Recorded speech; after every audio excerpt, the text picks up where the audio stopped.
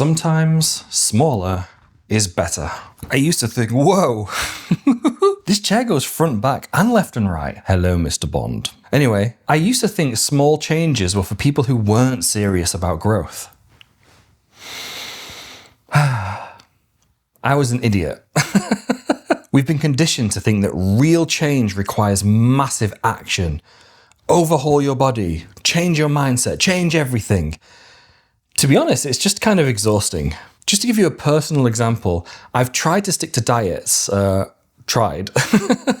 many times, but they've never worked because they're just completely unsustainable. And I think a big part is because I always saw it as this massive thing, like I'm 120 kilograms, get down to 95, I've got to do this meal plan, I've got to do this thing, that thing. This huge thing, this long path. No, thank you. Today we're talking about micro habits, tiny changes that actually stick and create real impact over time. This video is sponsored by Myota. More on them later. Why big changes won't work. Unfortunately, although our brains mean well, they're wired to resist massive changes because they see it, they perceive it as a threat. Every single time I've tried to completely overhaul my diet and keep up with something that's completely unsustainable, I have failed. And not just failed, but like failed spectacularly. If something is too complex or it takes too much time, I just won't do it, or at least I won't keep it up. Now, there are some long-term goals I have, and I keep those up, but it's because I break them down into smaller chunks, and I see each chunk as like an independent thing. But yeah, regarding the things where it's like one huge long thing is like it in its entirety, I hope that makes sense. I just don't tend to do it or keep it up, like I said. And I'm willing to bet you're the same, or at least if you're not, that's awesome, but most of us are. The beauty of starting stupidly small. So let me think of an example, a micro habit that I've done that stuck. I was having a problem with headaches and with focus, and I actually realized I was just drinking barely any water. So a habit that I started is every single morning, one of the first things I do when I wake up is have a glass of water with a little bit of salt in it. It's really small, it takes no time, it's hydrating, it's good for my brain, it's good for my body, and it's so simple and so short, and like I said, so small.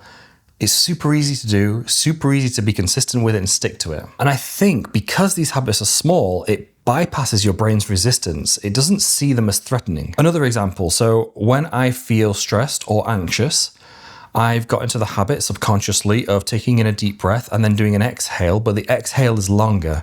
And usually I'll package it up in the format of the physiological sigh. If you don't know what that is, just have a quick Google. Really helps me, especially on planes. I'm afraid of flying. It works because it's short, it's simple, it's automatic, it's effective. And speaking of simple habits that are really effective, this is the perfect moment for me to tell you about this video sponsor, Myota. Myota's Gut Booster is a perfect example of a micro habit that creates macro results.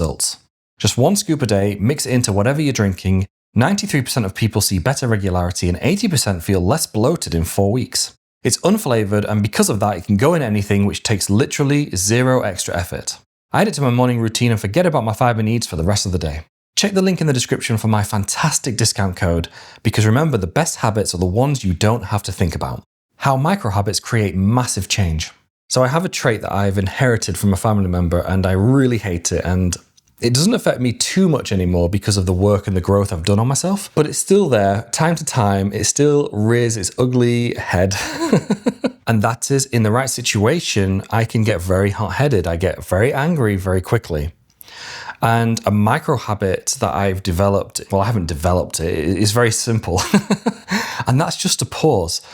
In fact, I have a tattoo here with a pause symbol to remind myself in the moment, because I don't always think clear.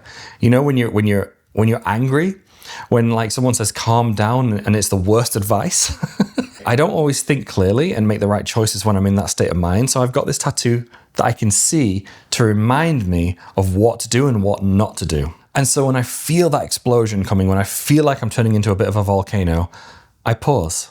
I wait 10 to 15 minutes. I don't speak. I don't send that email. I don't reply. I don't do anything in that moment, because inevitably it's always going to be something that I'm going to regret. Instead, I pause. I wait 10 to 15 minutes. I collect myself. And as fast as my anger, as fast as the stress comes, it goes. I don't know why it's like that, but that's how it's like. And then whatever I need to do, however I need to respond, I do it after that 10 to 15 minute window, and I'm so much more collected, and it's not going to be something that I regret. And when I'm in those moments, such a tiny pause, this tiny habit has completely changed the way I handle conflict. One small habit has changed my entire approach to stress and relationships, both with other people and with myself. Building your own micro habit system. So it's more than likely you're already doing a few micro habits. Maybe you don't even realize it. Maybe they're just part of your routine or just part of who you are. So maybe identify one of those things, or if you want to start with something fresh, start with something so small it seems almost silly not to do it. For me, I have a current experiment going on where I'm trying to develop a micro habit every time I reach for my phone. I've not figured out what that thing is yet, but I notice that I'm usually pretty intentional and pretty good with my phone usage, but I am slipping into watching a couple extra reels that I should be doing.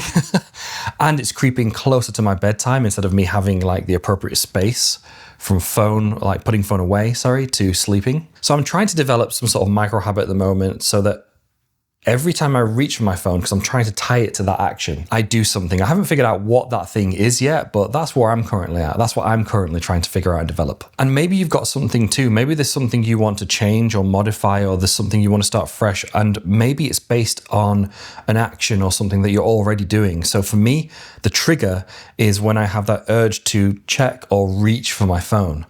Maybe you can identify something like that too. Pick one tiny action, attach it to something you already do, and be consistent for 1 week. So, not to put you on the spot or anything, but what is one micro habit, one small tiny action that you can start today?